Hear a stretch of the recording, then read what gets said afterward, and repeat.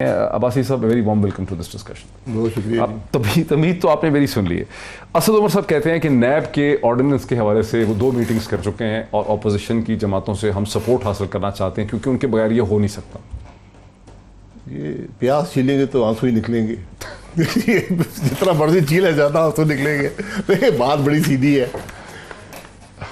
NAB کا حکومت نے ایک آرڈیننس جاری کیا چھوٹا. اس سے پہلے نیب کے بارے میں گفتگو حکومت سے تھی اپوزیشن کی کہ بھائی یہ غلط قانون ہے. تکلیف ان کو جب ہوئی, جب ہم کو تکلیف آپ کی تو اپنے زمانے جب نیب کے آرڈیننس آپ نے لے کے آئے تھے, آپ لوگ نہیں, ہم نہیں لے کر آئے, نیب مشرف کا تھا, تو ہم پہ جب کیس تھے تو کوئی تکلیف نہیں تھی. اس کا بیسک ڈاکومنٹ ویسے ڈفرنٹ تھا جو احتساب الرحمان کا ہوتا تھا جو سینیٹر اس وقت تھے. جی بہت فرق ہے اس میں فرق. جی زمین آسمان کا فرق. موٹا فرق کیا تھا؟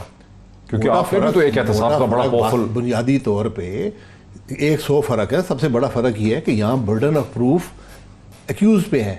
دنیا میں ایسا قانون نہیں ہے. میں کہتا ہوں ڈاکٹر معید پیرزادہ صاحب چور ہیں, قتل کر دیا, نہیں چور ہیں, ٹھیک, اب آپ ثابت کریں کہ آپ چور نہیں ہیں. مجھ پہ کوئی برڈن نہیں ہے کہ میں کہوں جی کہ آپ نے کیا چوری کی ہے, بھینس چوری کی ہے, گائے چوری کی ہے, کیا کیا ہے. لیکن وہ اس بیسس پہ نہیں ہے کہ اگر آپ پبلک آفس ہولڈر ہیں اور آپ کے پاس اربوں روپے کے میرے پاس اثاثے ہیں تو مجھے ایکسپلین کرنا پڑے گا کہ میرے پاس اثاثے کہاں سے ہیں. بالکل یہ نہیں ہے. ہاں یہ بھی ہے. میں کہتا ہوں جی پیرزادہ صاحب کے پاس 2 ارب کے اثاثے ہیں, ٹھیک, میں کوئی ثبوت نہیں دیتا. نہیں, ثبوت تو دینا پڑے گا. نہیں ثبوت نہیں, یہ ثبوت آپ نے دینا ہے کہ میرے پاس نہیں ہے. کہنا ہوگا کہ سینٹورس میرے نام پہ ہے, بلو ایریا کی پراپرٹی میرے نام پہ ہے, میں ثابت کروں گا میرے نہیں. میں کہتا ہوں آپ کے سینٹورس ان کے نام پہ ہے, ٹھیک, اب آپ ثابت کرتے رہیں کہ میرے نام پہ. آپ دیں گے نا ڈاکومنٹس کے سینٹورس میرے نام. میں کہاں سے کوئی ایسا ڈاکومنٹ ہے کہ آپ کہہ رہے ہیں کہ نیب میں ایسا نہیں ہوتا. ایسا نہیں ہوتا. ایک تماشا ہے نا. لیکن یہ تماشا آپ کی سارے دور حکومت میں رہا نا جاری. یہ قانون آپ کے ہوتا تھا نا. حکومت کا سے تعلق نہیں ہوتا. نیب ایک علیحدہ ادارہ ہے. اس حکومت نے اونرشپ لی ہوئی ہے. نیب تو ایک علیحدہ ادارہ ہے, اس کا حکومت سے تعلق نہیں. حکومت سے ڈائریکشن وہ نہیں لیتا, وہ خود ہی اس کے پاس. اس کی کیا ایویڈنس ہے کہ انہوں نے اس کی اتھارٹی لی ہوئی ہے نیب کی؟ یہ بھی تو یہی کہتے ہیں نا کہ عام تاثر ہے کہ ان کے کنٹرول میں نہیں ہے. وہ خود کہتے ہیں. وہ صاحب ہیں, پتہ نہیں کیا ان کا نام ہے, وہ انگلینڈ سے کوئی آئے ہیں, ایک بیرسٹر صاحب ہیں. اچھا, شہزاد اکبر صاحب. ہاں اکبر صاحب.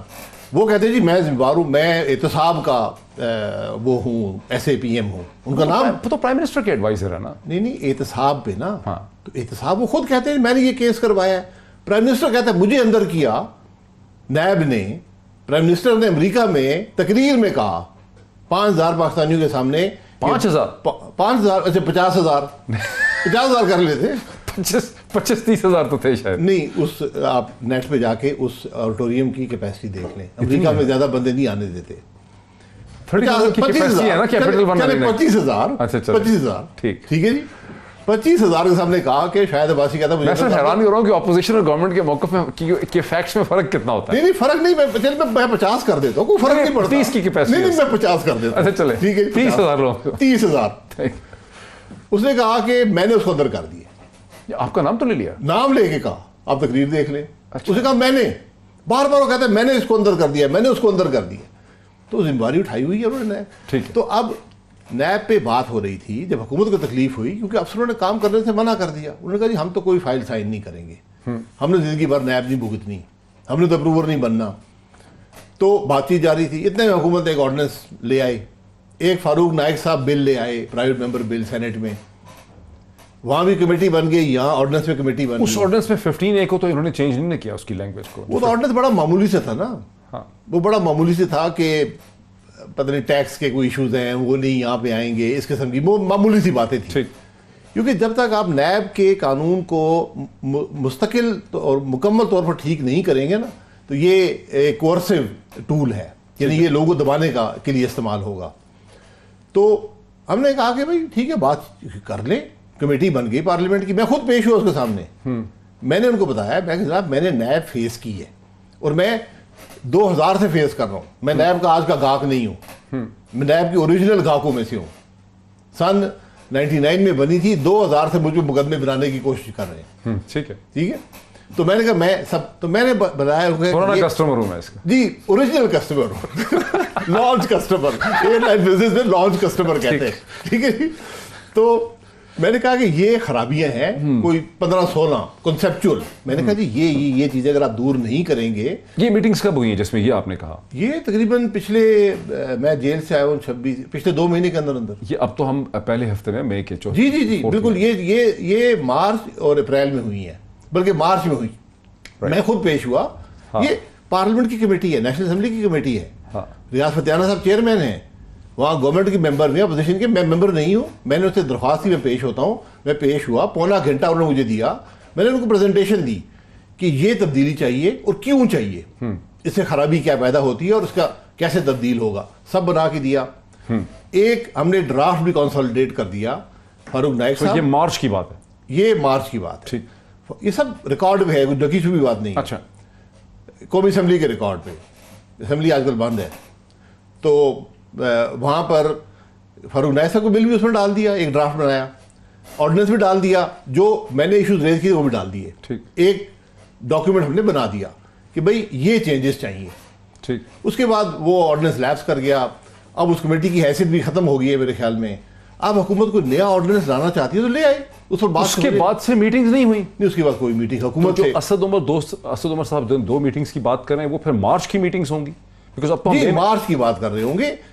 میرا نہیں خیال کہ کرونا کے اندر کم از کم اپریل کے مہینے میں کوئی میٹنگ ہوئی ہو. Not to your knowledge. کم از کم کوئی میری نالج میں نہیں ہے. اگر ہوئی ہے تو بتا دیں کس سے ہوئی ہے, کس پلیٹ فارم پہ ہوئی ہے, اچھا, اور کس مقصد کے لیے ہوئی ہے. 18ویں ترمیم کے حوالے سے جو ساری کہانی چل رہی ہے گزشتہ 10 دن سے, اس کے حوالے سے آپ کو اپروچ کیا گیا؟ نہیں جی. اپروچ کس بات پہ کریں گے کہ ہم اس میں 18ویں ترمیم تو آئین کا حصہ بن چکی ہے. اب آپ نے آئین کو امینڈ کرنا ہے. آپ بل لے آئے. حکومت آئین کو امینڈ کرنا چاہتی ہے, ایک بل بنا کر لے آئے قومی اسمبلی میں. ہم اس پہ بحث کر لیں گے, اس کو ایگری کر لیں گے, ڈس ایگری کر لیں گے. طریقہ یہ ہوتا ہے. 18ویں ترمیم میں آپ کو پورے وثوق سے کہتا ہوں, جو لوگ باتیں کرنے پڑی نہیں ہے. 18ویں ترمیم کے 3 بڑے حصے تھے. سب سے امپورٹنٹ تھا کہ ضیاء الحق کا 18 دفعہ نام تھا, وہ نکالا گیا. ٹھیک ہے. جو 8ویں ترمیم میں آیا تھا, ٹھیک, نکالا گیا. دوسرا تھا 58(2)B ختم کیا گیا. ٹھیک ہو گیا. جو سیمی پریزیڈنشل سسٹم سے ہم نے کنورٹ کیا بیک ٹو پارلیمنٹری سسٹم. ٹھیک. 6 حکومتیں شکار ہوئیں 58(2)B کی. 6 حکومتیں. 6 ہوئی. 6. 85, 88, 90, 93, 97. 85, 88, 90, 93 اور بالکل صحیح. 6 ہو گئی میرے خیال میں, یا 5 ہیں. 6 سمجھ لیں. 85, 88, 90, 93 اور 97 اس کا نہیں ہوئی, لیکن اسی قسم 5 ہو گئی. 5 ہو گئی اسی قسم کے ایک معاملے. جنیجو صاحب کی حکومت, جی, پہلی محترمہ بینظیر بھٹو صاحب کی 20 مہینے کی حکومت, پھر آئی نواز شریف صاحب کی حکومت, اسحاق ڈار نواز شریف کی آئی پھر گئی, پھر آئی پھر گئی. ہاں, پھر آئی پھر گئی. نہیں, پھر پیپلز پارٹی کی نہیں, وہ 2 دفعہ گئی تھی نا, سپریم کورٹ نے بحال کیا. پھر 58(2)B کے 2 دفعہ یوز ہوا 58(2)B. جی 58(2)B ماشاء اللہ. اب تو نوجوان بڑے ینگ ہیں, ان کو پتہ نہیں ہے سارے فیکٹس کا. ایوریج پاکستانی 35 سال سے کم ہے. بالکل صحیح ہے. 2 دفعہ یوز ہوئی, سپریم کورٹ نے واپس کیا اور پھر یوز کیا. پھر یوز ہوئی محترمہ بینظیر بھٹو کے خلاف اکتوبر نومبر 1996 میں. جی ٹھیک ہے. جی 96 میں. پھر ختم کر دیا انہوں نے, نواز شریف صاحب نے اس کو 1997 میں ختم کر دیا تھا. نہیں 58(2)B رہ گیا تھا نا سر, ختم کیا تھا تو اس نے پھر وہ مارشل لا لگایا, مشرف کو کیوں آنا پڑا. نہیں 58(2)B سر امینڈمنٹ کر دی تھی نا, 14th امینڈمنٹ اور سم تھنگ. 14th امینڈمنٹ یہ دیکھیں سر, مجھے آپ سے اتنے بڑے آپ پرائم منسٹر مجھے یاد آ گیا. اگر وہ سیفٹی کلوز ہوتا تو وہ پریزیڈنٹ کو موو کرتے, پریزیڈنٹ الوی کو موو کرتے. اس زمانے کے میرا مطلب اس زمانے جو بھی ایکویلنٹ ہوتا الوی صاحب کا, اس کو موو کرتے. ان کو بیسکلی طور پر پارلیمنٹ ہاؤس میں پرائم منسٹر کے دفتر میں داخل ہونے کی ضرورت نہ پڑتی. نہیں گن پوائنٹ شاید وہ نہ کرتے.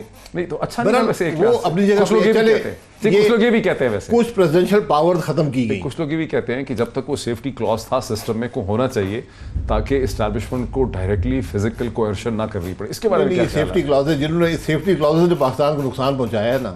میں آپ کو حقیقت سے کہتا ہوں, اگر 90 والی میاں نواز شریف کی حکومت اپنی ٹرم پوری کرتی, آج ملک میں مستقل جمہوریت ہوتی اور ملک کی اکانومی کافی اسٹرانگ ہوتی. اچھا, یہ کس بیسس پہ کہتے ہیں آپ؟ جو اس حکومت کی پرفارمنس تھی, جو اس نے سٹیپس لیے تھے. آپ اس وقت کو بھول گئے. پورے ایشیا میں بلکہ پورے شاید دنیا میں سب سے انوویٹو سٹیپس پاکستان کے تھے. پرائیویٹائزیشن, ٹھیک ہے, liberalisation the economy, major steps, سب نے ہمیں فالو کیا. انہوں نے کنٹینیو کیا, وہ کامیاب ہو گئے. ہم حکومتیں توڑتے رہے 58(2)(b) سے اور ہم یہاں بیٹھے. اس میں کوئی شک نہیں ہے کہ بڑے اسٹیپس اٹھائے لبرلائزیشن کے حوالے سے, لیکن ایجوکیشن اور ہیلتھ میں جو لبرلائزیشن پرائیویٹ سیکٹر کی گئی وہ تو ٹھیک نہیں نکلی. نہیں بالکل وہ بھی ٹھیک ہے, آپ نے موقع دیا. آج بڑا برڈن اٹھایا ہوا پرائیویٹ سیکٹر نے, آپ روک نہیں سکتے ان چیزوں کو. پرائیویٹ سیکٹر برڈن اٹھاتی ہے, حکومت اپنی جو اس کی سوشل رسپانسبلٹیز کو پورا کرے. آپ یہ نہیں کہہ سکتے کہ میں بھی نہیں کروں گا ان کو بھی نہیں کرنے دوں گا. یہی لبرلائزیشن ہوتی ہے نا. آپ نے بینکس ختم کیے, بینک سارے گورنمنٹ اسٹیٹ اونڈ تھے, ختم ہوئے, پرائیویٹائزیشن ہوئی, ایک پروسیس جاری ہو گیا. بہرحال وہ ایک لمبی بڑی انٹرسٹنگ, یہ درمیان میں ہماری ایک ڈائگریشن